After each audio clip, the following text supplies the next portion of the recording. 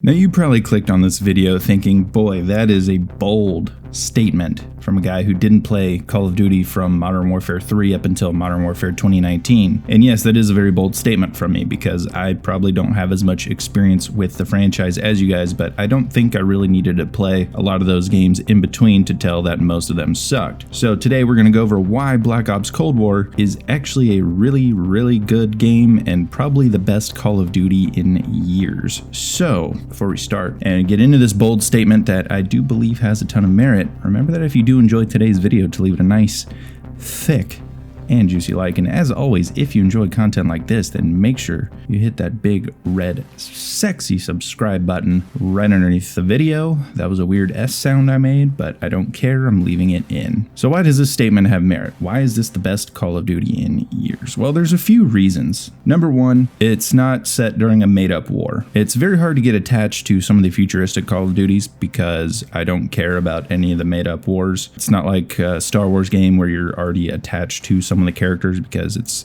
a pre-established universe that you're connected with, even though it's completely made up. Some random Call of Duty campaign set in the future with Jon Snow being the bad guy on some outer space moon, I don't care. It's made up. I can't feel for anything because I don't care. Whereas this game is set in an event that did happen. I can kind of feel sympathetic for the characters because it's something that you can actually look back on in history. It interests you because it's something that really happened. You can kind of feel a little bit more of a tug into those things. The weapons are cool because you're like, oh man, these are real weapons that we're using. Sure, it's a video game and they don't function the same way they do in real life, but it's really cool to see those kinds of things. You want to go in and you want to learn more about it. All the great games that I've played that are historically set get me really interested in that time period, whether it's Assassin's Creed, whether it's Battlefield 1, whether it's any number of games like that. The best ones always get you interested in that time period and you want to go back, you want to learn more so that you can almost immerse yourself better into that time period. It's a very interesting part about historically set games and why I love them so much, especially when they're done well, which this one appears to be doing that. The other thing I think that makes this game so good and why it is going to be the best Call of Duty in years, and I think this is really at the core of the conversation. It's not trying anything overly gimmicky. It's not trying to mess with the formula that makes Call of Duty fun. Sure, there's things like skill-based matchmaking that can have an effect on things, but I find myself being able to go in and still have an enjoyable time, whether I'm playing solo or with friends, like I am in some of the gameplay here. You can still go in and have a good time with this game. It's not like Modern Warfare, which aside from the skill-based matchmaking had its own problems outside of that in just the overall gameplay design and map design to where it just was not an enjoyable experience overall. This game, I can still go in and really enjoy myself. I can still have a fun time. I still feel like I have some element of skill that is coming into play, and that's very important. I don't feel like I'm just getting shotgunned from some guy hiding in a dark corner because he decided to close all the doors and put claymores everywhere or whatever goes on in Modern Warfare. I quit playing that game a long time ago. It's just a much more enjoyable experience, and I think it comes down to mostly the design.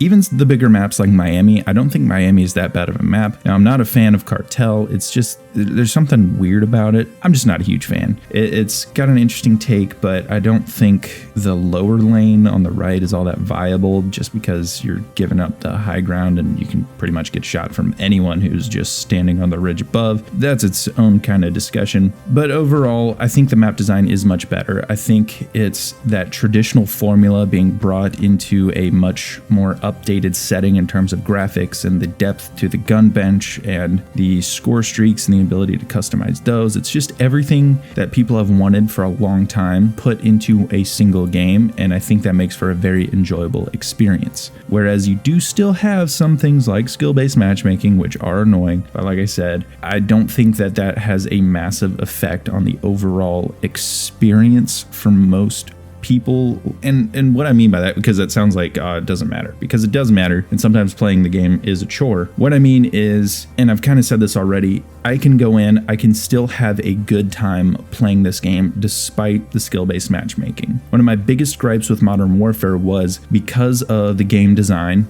And because of skill-based matchmaking, I have to stick to the meta as hard as I can because that's the only way to compete and have a good time. But what I've found in Black Ops Cold War, and what is very important, is despite skill-based matchmaking, I can still run various weapon class setups, I can run various different things that suit my preferences as a player and still compete and have a good time. Even though I might have to sweat a little bit because the other team is good, I can still go in and enjoy myself in the game playing how I want to.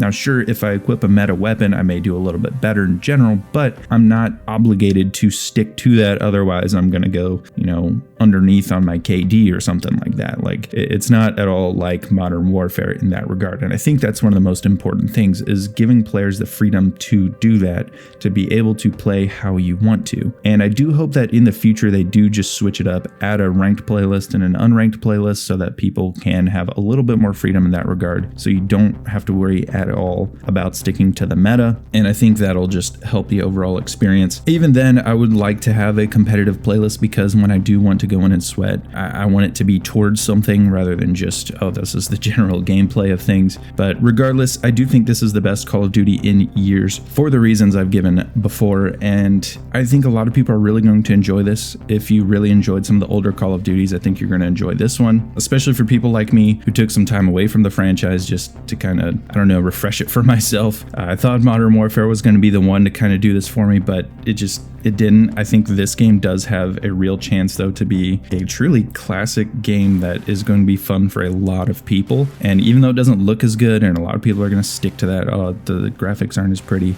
I don't think that matters, because the gameplay is what people are going to remember the most. And the gameplay in this game is very, very good, and I really enjoy that.